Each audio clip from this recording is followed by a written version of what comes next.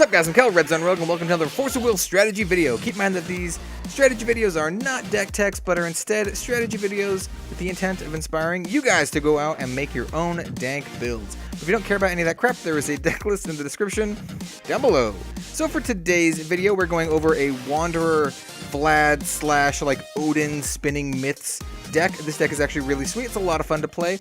It uses, Izanagi, Odin, and Frigg as myths, and, do some big rampy stuff to, like, dome your opponent out with Vlad. So, yeah, today is a Wanderer video. Probably one of the last Wanderer strategy videos I do for a little while. Next up, we're going to be focusing on the new Rhea cluster starters and the Rhea, the Ancient Knights rulers. So, without further ado, let's just go into this really sweet deck. So, the ruler of the deck is very simple. You play Vlad Tepes, and you just leave her on this side basically the whole time, and you dome your opponent out.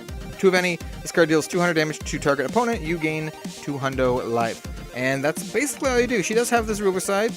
It's kind of shiny. I wish they made the shiny side the ruler side and not the J ruler side. But I mean, it still looks very, very nice, but we're never going to be using this in all honesty. You can read it if you want, but yeah, you basically want her for this side the whole time. Alright, so next up, let's go over the Magic Stone base, which I think is pretty simple. They're all wind magic stones.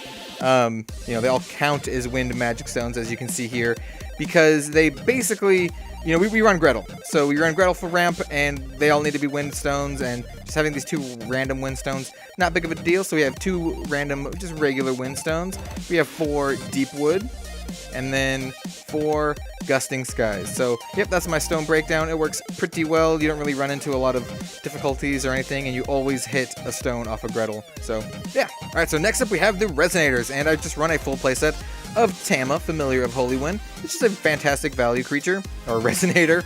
200 for 1 of any. When it comes into play, draw a card, and then you can sack it to deal 200 damage to another Resonator.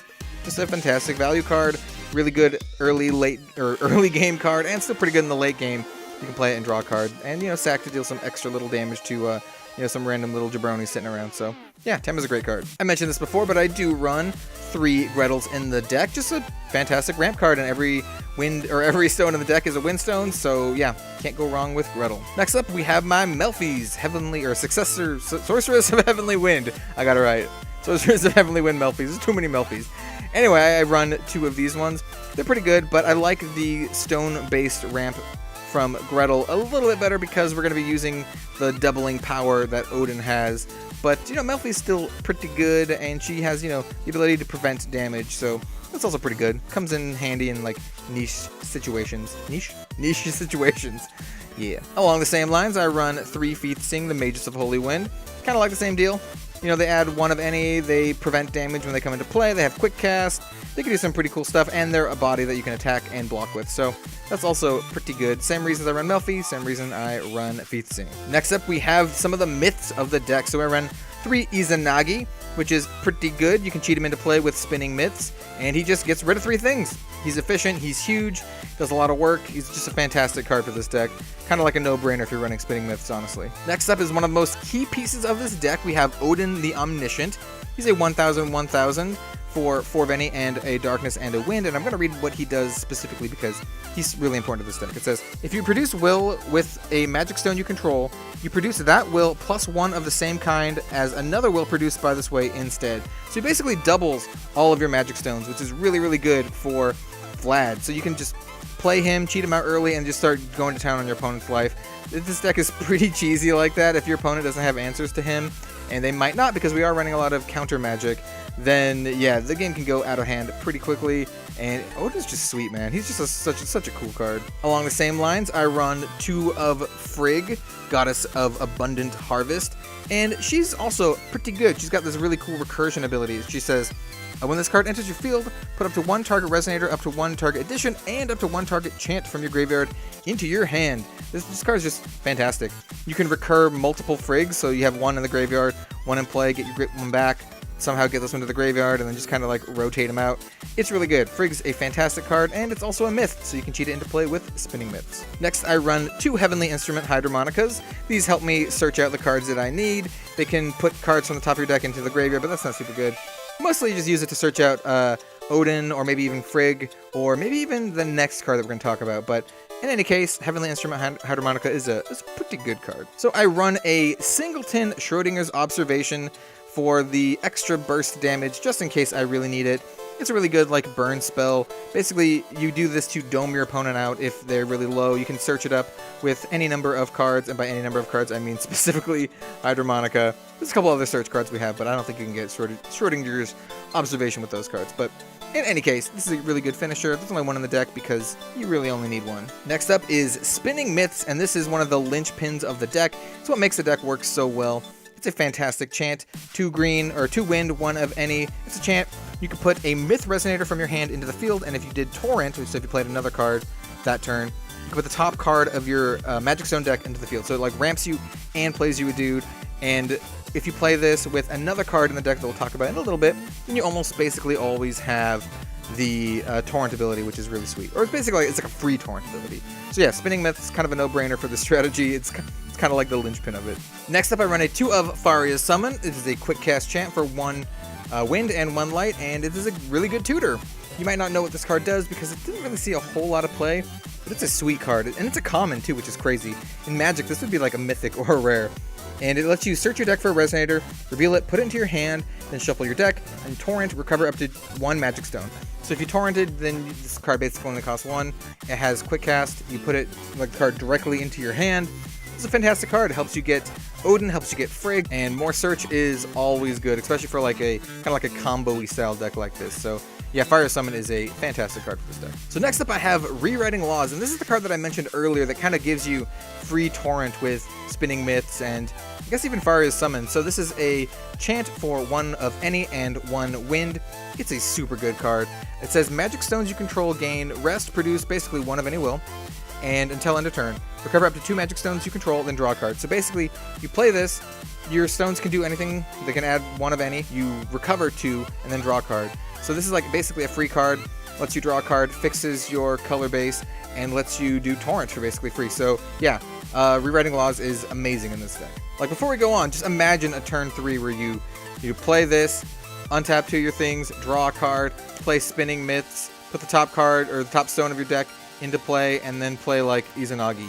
That's turn 3. That's a crazy good turn 3. And then you still have an unrested stone backup for whatever else you want it for. And you know, you might even have some like mana dorks or will dorks or whatever. So yeah, this is actually a pretty powerful combination. It doesn't have to be Izanagi. It could be Odin. It can be Frigg, just to, you know, do some, get your recursion engine going.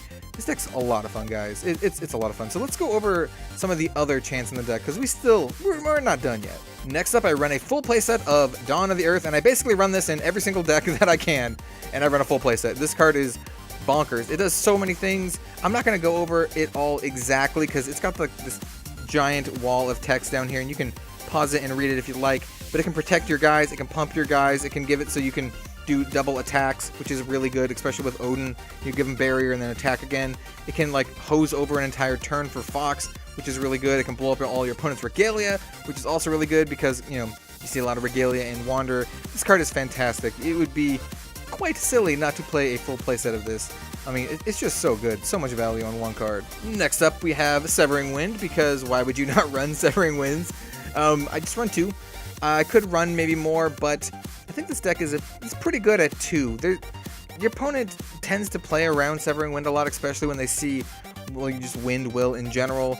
And because of that, a lot of my opponents that I've played against this deck with, or with this deck against, they just kind of don't play 2 spells. It's just like, you know, I'll burn you on my turn, go, burn you on your turn, you know, kind of thing like that. So, or they bait it out with like shitty spells. Like they play their good spell first, and then they play like a dumpster spell, try to make you force Severing Winds. So I think it's a good card. Still a very, very good card, very fantastic card. But 4 of, I just have them sitting in my hand a lot of the time. And last up we have Zeke's the Ancient Magic, and this card's kind of like Dawn of the Earth in that it has like a ton of different modes. And I'm not going to read the whole thing because once again it has like this giant wall of text. But the most common ones would be canceling an opponent's Resonator.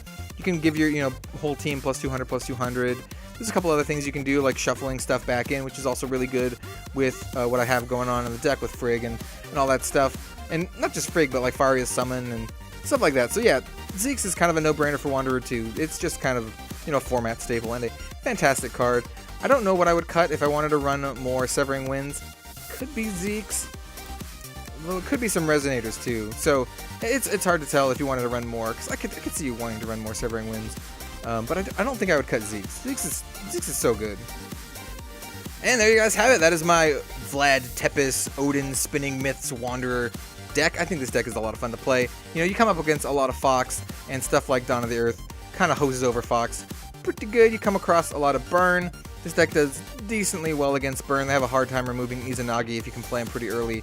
And overall, just a sweet, sweet deck, especially like since, well, this side of Vlad gains you a lot of life. You can do a lot of really cool stuff. This is one of my favorite Wanderer decks, I think. Probably in my top 3 right now. But yeah, guys, let me know if you liked the video. Like, comment, subscribe, all that good shit. Next up, we have some Rhea starter deck guys and some Ancient Knights dudes. Those are not here quite yet. I don't know when I'm going to post this video, but I don't actually have any of the cards like physically yet.